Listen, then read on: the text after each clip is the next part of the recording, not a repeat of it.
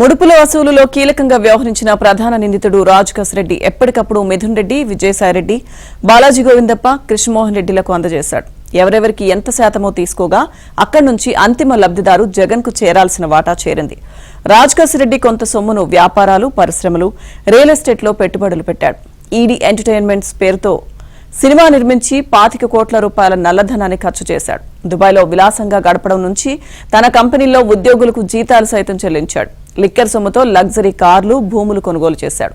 ఈ కుంభకోణానికి సంబంధించి బ్యాంక్ స్టేట్మెంట్లు, సాక్షుల వాంగ్మూలాలు, ఎలక్ట్రానిక్ ఎవిడెన్స్లు ఛార్జ్షీట్తో పొందుపరిచినట్లుగా సిట్ పేర్కొంది.